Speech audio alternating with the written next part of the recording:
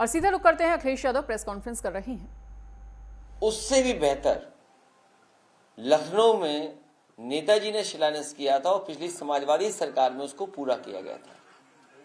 ये जेपीएनआईसी वो बिल्डिंग है जो सबसे ऊंची बिल्डिंग है।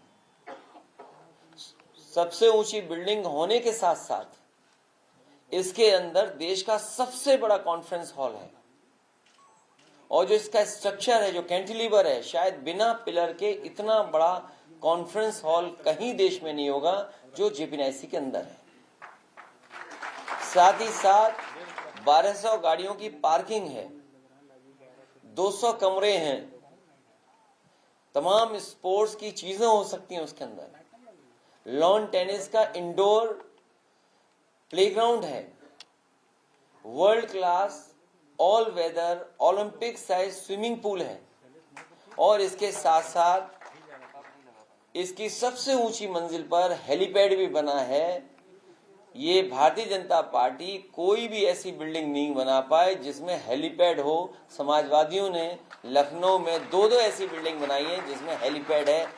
इमरजेंसी के समय पर या किसी और घटना के समय पर हेलीकॉप्टर उतर सकता है। और उसी जगह पर कैंटिलीवर का 8 मीटर कैंटिलीवर स्विमिंग पूल भी है, क्योंकि इधर बहुत सारे लोग, नए जमाने के लोग कैफे जाते हैं, चाय पीने। कैफे का एक नया कल्चर शुरू हुआ है। कम से कम उस टॉप फ्लोर पर कैफे भी रहता। न केवल बिल्डिंग के ऊपर आप बैठ सकते थे बल्कि पूरे लखनऊ को देख सकते थे और रिवर फ्रंट आपको देखने को मिलती। साथ ही साथ जनेश्वर मिल्स पार्क और लोहिया पार्क देखने को मिलता आपको। लेकिन ये सरकार विनाशकारी है। इनके चेहरे के भाव जो है वो विनाशकारी है। और किसी बड़े जानकार ने मुझे बताया कि बीजेपी के नेताओं के अगर हाथ देखोगे तो उसमें विनाशकारी रेखा दिखाई देगी आपको। तो इनसे लोकतंत्र की उम्मीद नहीं कर सकते। ये लोकतंत्र को खत्म करने वाले लोग हैं। लोकतंत्र की कोई और जो संविधान में व्यवस्था है उसको नहीं मानने वाले लोग हैं। ये भारतीय जनता पार्टी के लोग जो बहाना ले रहे हैं कि वहां पर आपको बिच्छू दिखाई दे जाते। अगर इन्हें इतनी ही चिंता थी बिच्छू की तो सफाई क्यों नहीं कराई इन्होंने? इस म्यूजियम का रखरखाव क्यों नहीं किया? इस बिल्डिंग को पूरा क्यों नहीं किया? लेकिन अपने लोगों को उन्हें लाभ पहुंचाना था। 70 करोड़ रुपए इसके सैंक्शन हुए हैं। समय समय पर हम लोग अखबार में पढ़ते हैं कि ये बिल्डिंग पूरी की जाएगी। किसी ने पीआईएल भी की, एक वरिष्ठ पत्रकार ने पीआईएल भी की, तो सरकार ने भी एफिडेविट लगाया और सुनने में आ रहा है ये बिल्डिंग को पूरा करना चाहते हैं। लेकिन इधर ये सुनने में आ रहा है कि ये बिल्डिंग बेचना चाहते हैं।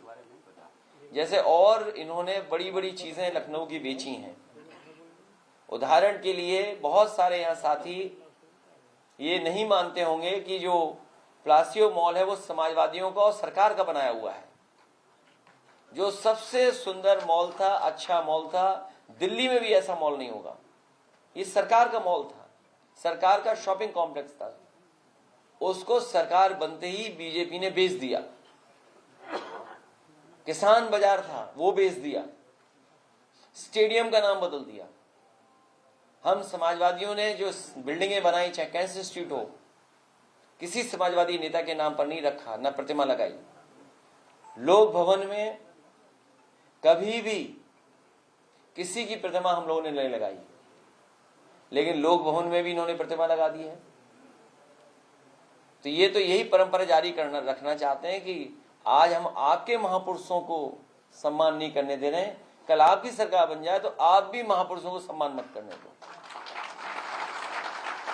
तो ऐसे लोग लोकतंत्र को मानने वाले लोग नहीं हैं।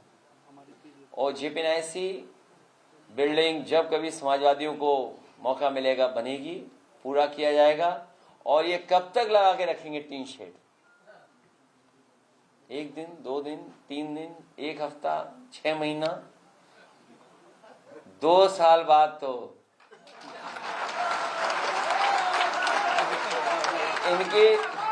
इन्हें अपने आप को बचाने के लिए टी शर्ट लगानी पड़ेगी।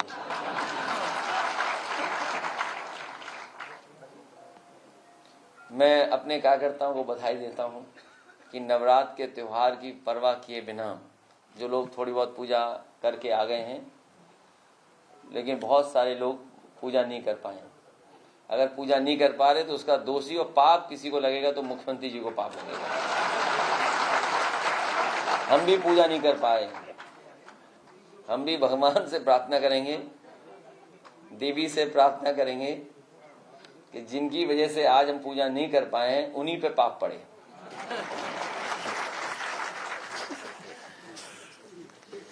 आइए वो एक बन के आए, आइए कुछ ये इनको आइए आइए।